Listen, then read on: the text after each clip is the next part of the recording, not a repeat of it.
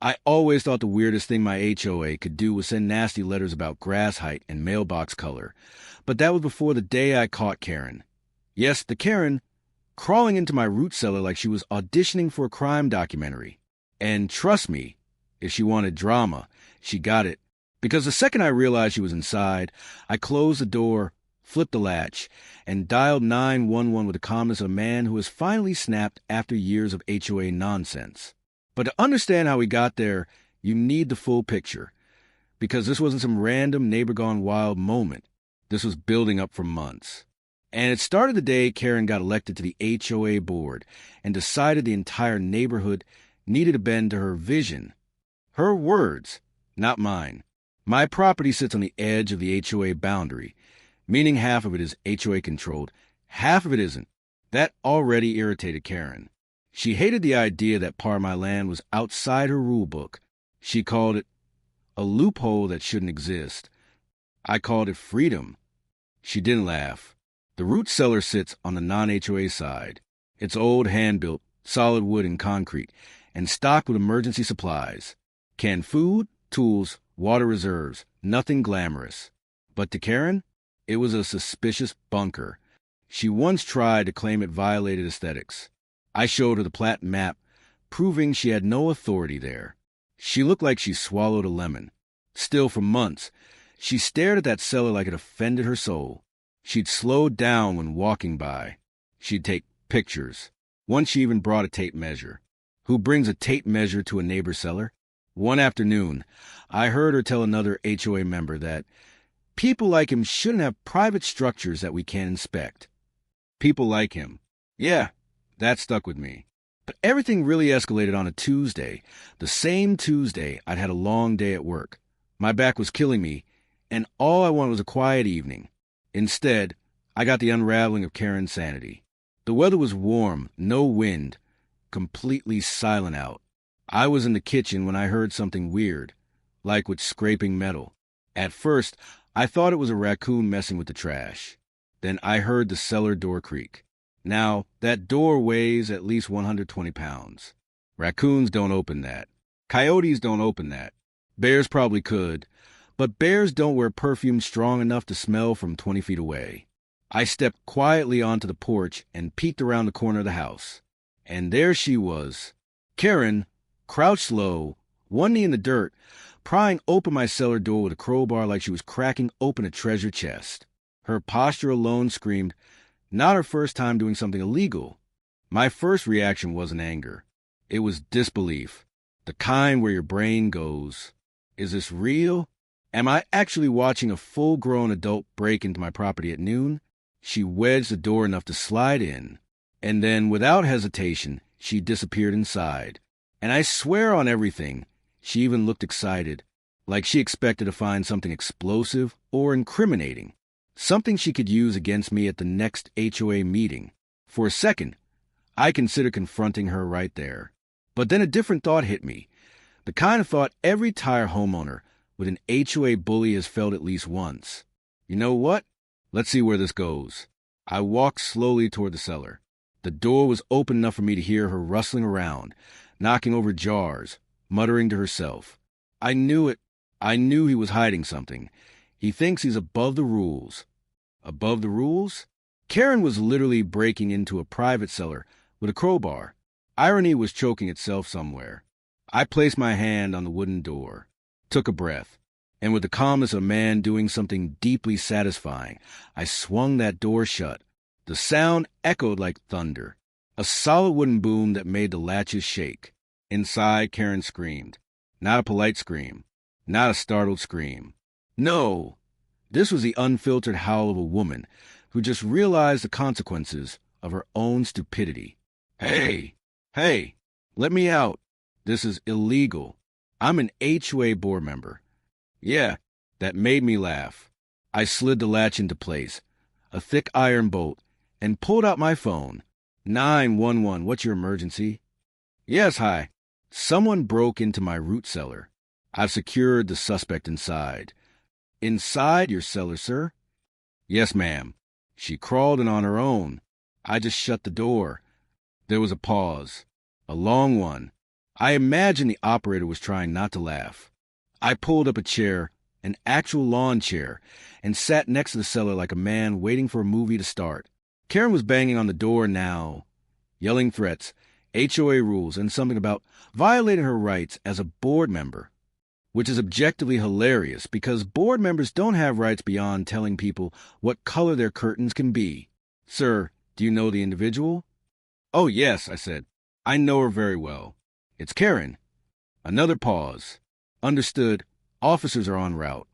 Inside the cellar, she finally shouted something I'll never forget. You are going to be in so much trouble. I have authority. Authority. She was trapped in the dark, yelling about authority. I didn't respond. I just sipped my iced tea and admired the calmness of the day. But here's where things get interesting, and where this turns from a petty neighbor story into a full-blown HOA disaster.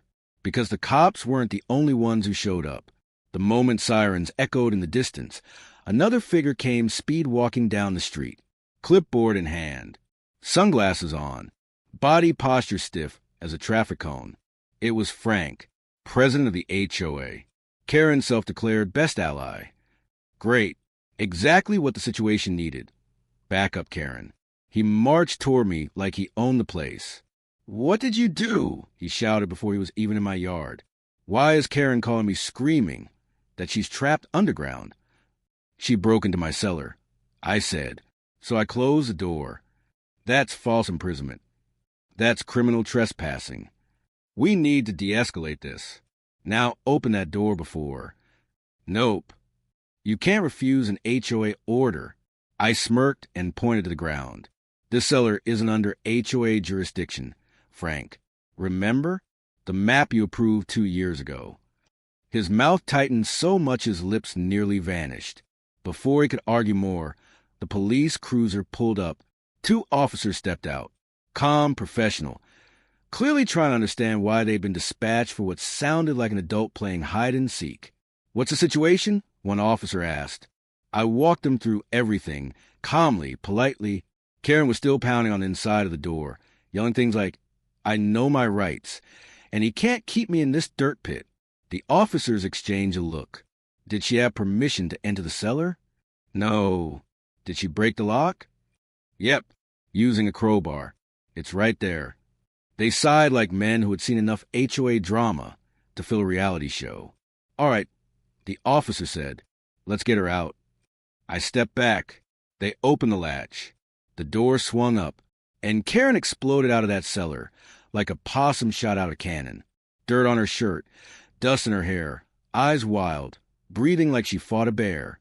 She pointed straight at me. Arrest him. The officers didn't even flinch. Ma'am, one said, you are the one under investigation right now. Karen froze. I what? Me? He locked me in a dungeon. It's a legal storage cellar on private property that you broke into. That's not true. I was inspecting.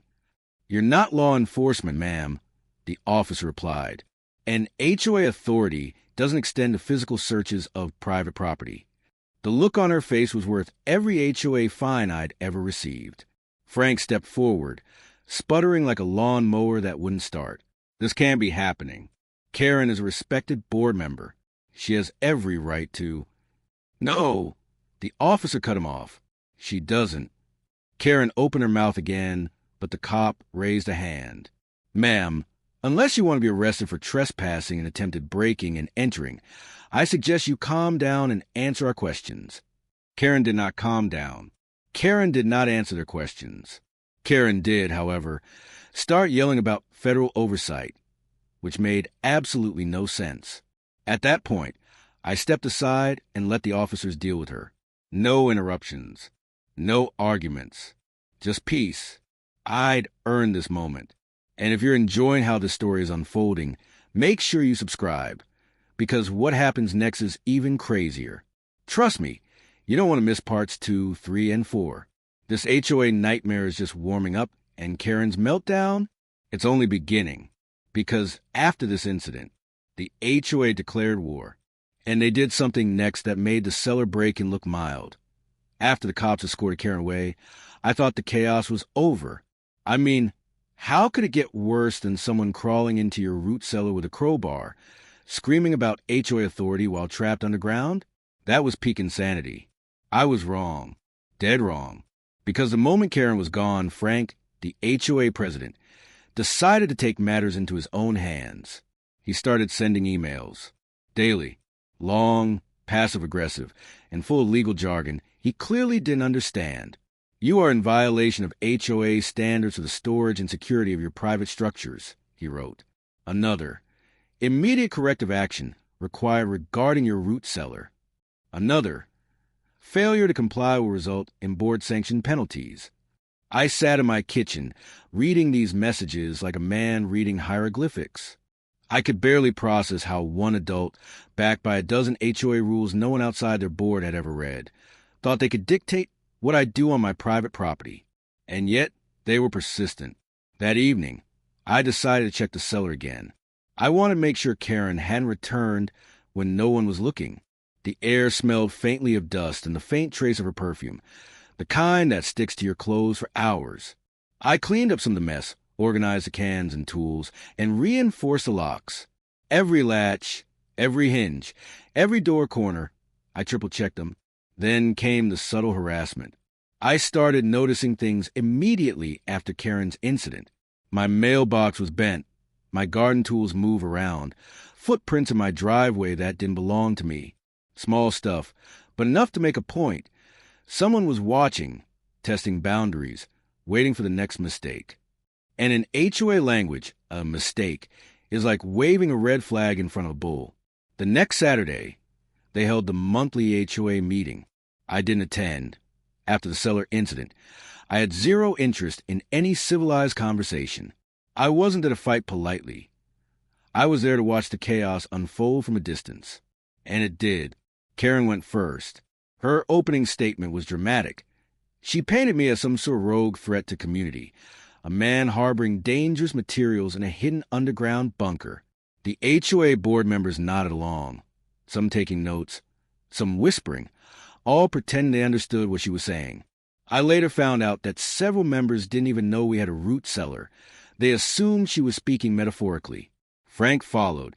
He said nothing substantial, only that I was disrespecting the authority of the board and that my actions undermined community trust. Every phrase was like a carefully aimed dart designed to irritate.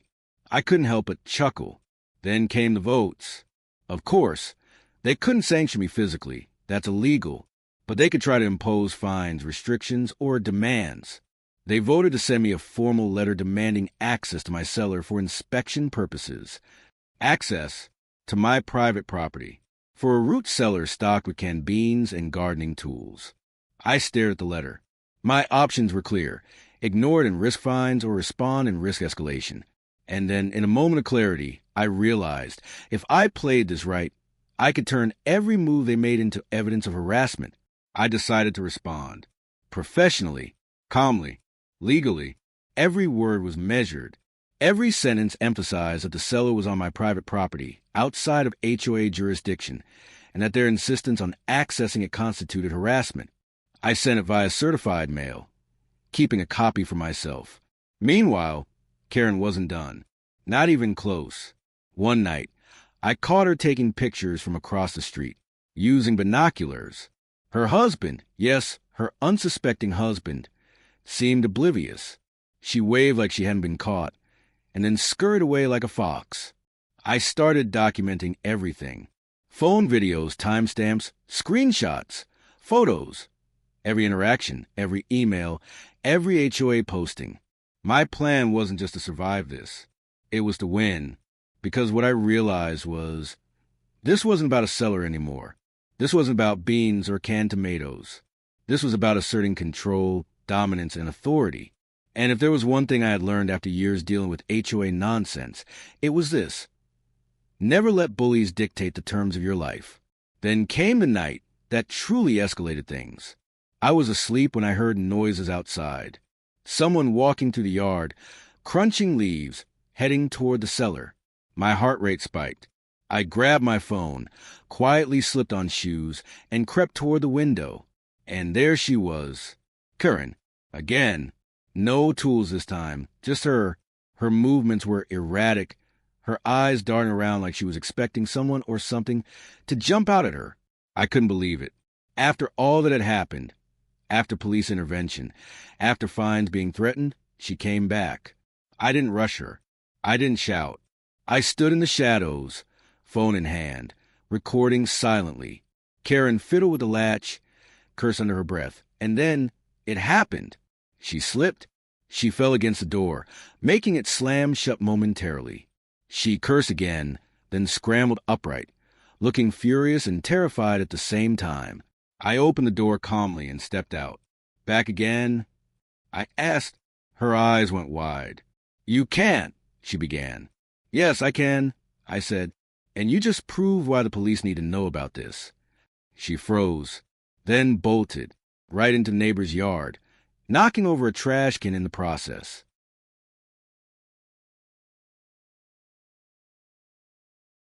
The next morning, I received another email from Frank. It was a passive-aggressive masterpiece, claiming that multiple reports had been filed against me for aggressive behavior toward a board member. I couldn't stop laughing. At that point, I decided enough was enough. I wasn't just going to defend my property. I was going to be proactive. Cameras went up, motion detectors, all strategically placed. Every inch of the cellar and surrounding property was monitored. And then I made the ultimate plan. If they try to break in again, every move will be caught on video. Every step, every word. No ambiguity.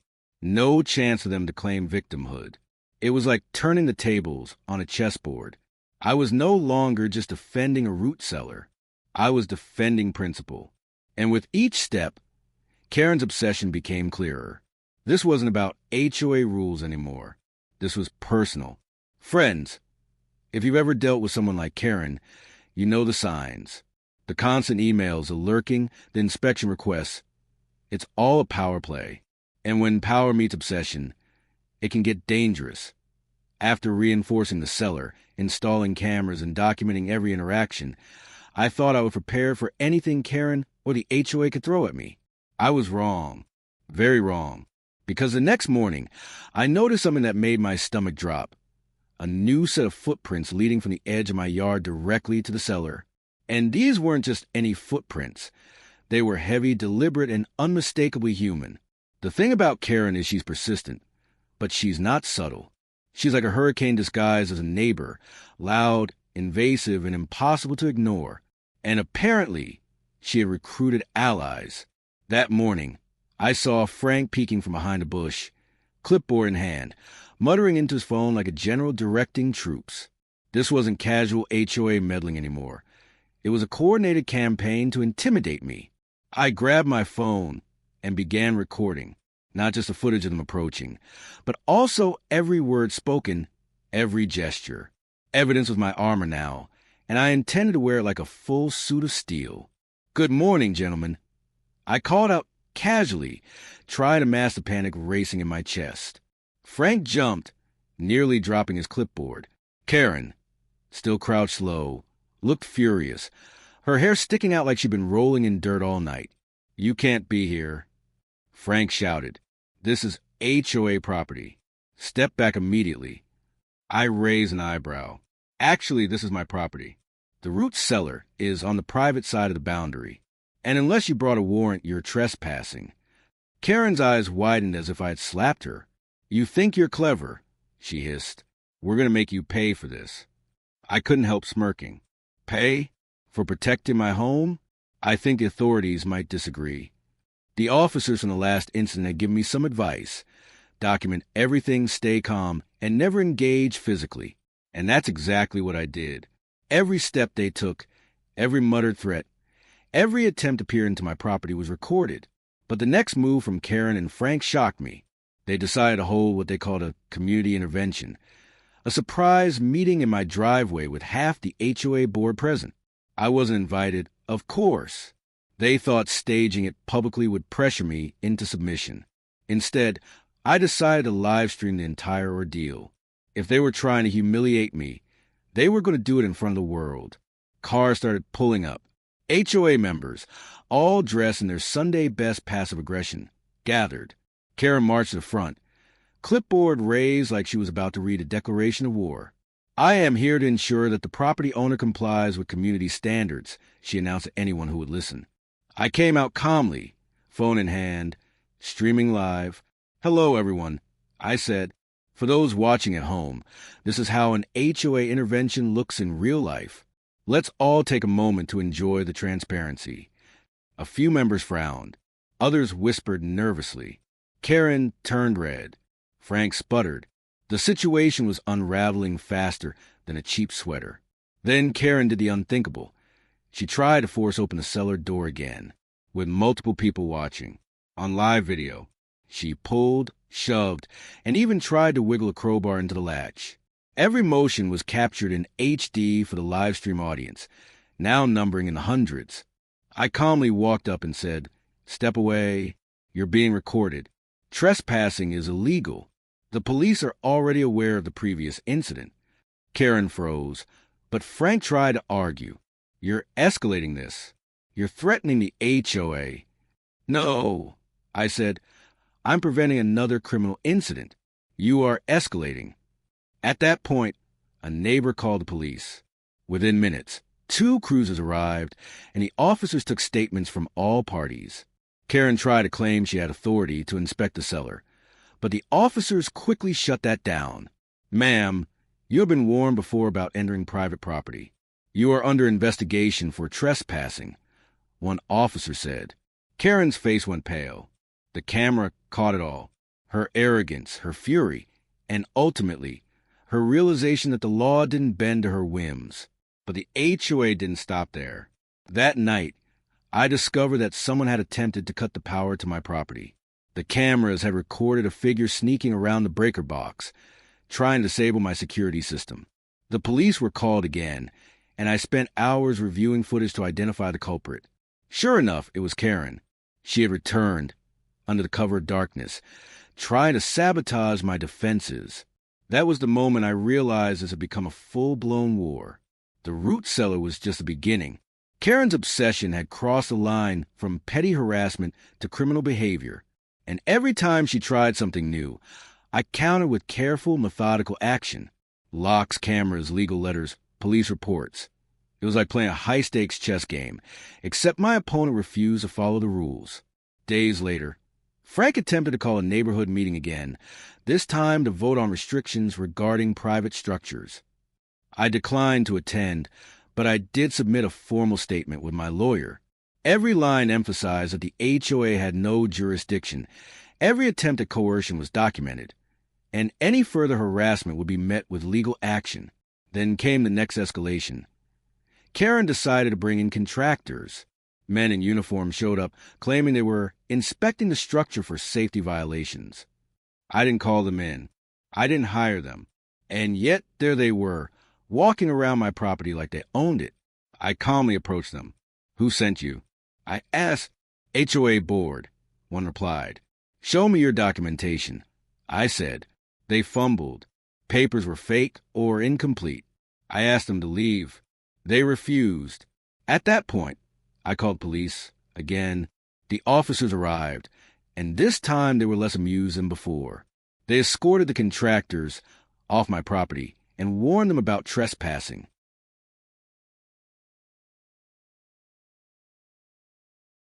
Karen's frustration was palpable.